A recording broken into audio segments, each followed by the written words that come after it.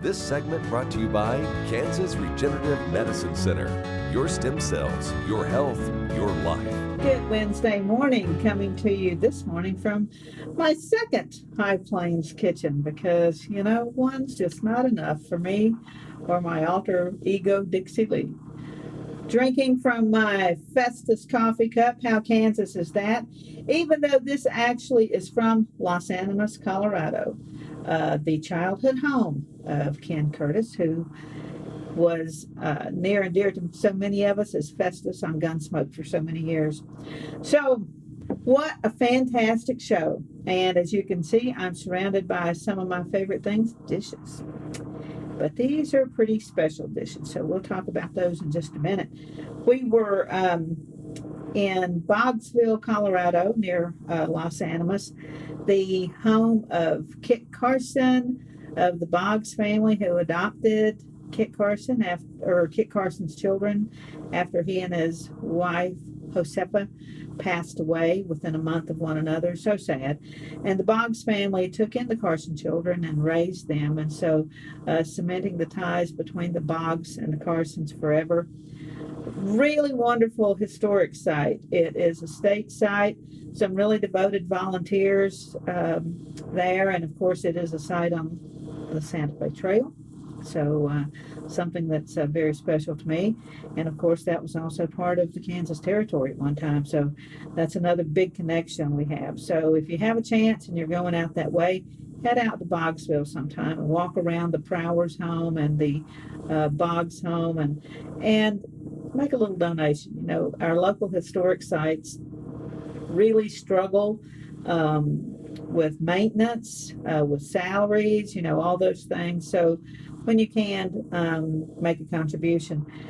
Speaking of local historic sites, if you're planning for Christmas, and I know many of you are, of course, Fort Scott, the Christmas tours sell out almost as quickly as they go on sale. There for the candlelight tours the first weekend of December at Fort Scott. So make sure you go to their website and check that out. And of course, Historic Lecompton, our favorite Christmas destination in Kansas, will be celebrating the season with, once again, dozens, if not hundreds of trees and thousands of ornaments. And no matter how many times you've been, they always add something new. So we'll have a segment on that in the weeks to come and encourage you to go to Lecompton. Lots of other folks, of course, with Christmas at Fort Wallace Museum.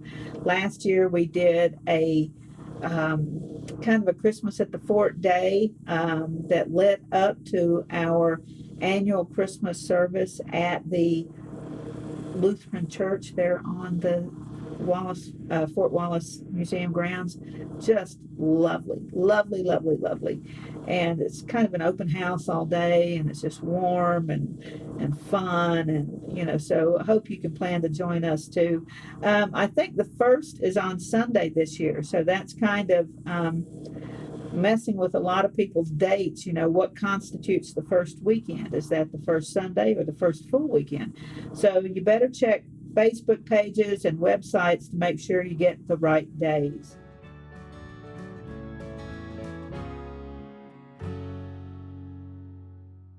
In 1821, a trade route was opened from Missouri in the United States across prairies and mountains to Mexico. In 2021, we will mark 200 years of epic conflicts and grand adventures, larger-than-life personalities, and sweeping landscapes. Join us on an historic journey. The Santa Fe Trail lives on. Find us on social media or santafetrail.org.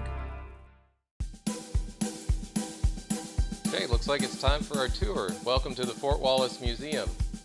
Here at the museum, you're going to find some really interesting stuff, like our replica stagecoach from the Butterfield Overland Dispatch. We've got facades from the fort buildings. We've got an 1870s flag. There's a plesiosaur that was discovered locally. We've got the Ray pump organ collection. We're a little bitty place with a great big story, and we'd love to have you. Watch Ag AM in Kansas online at agamandkansas.com.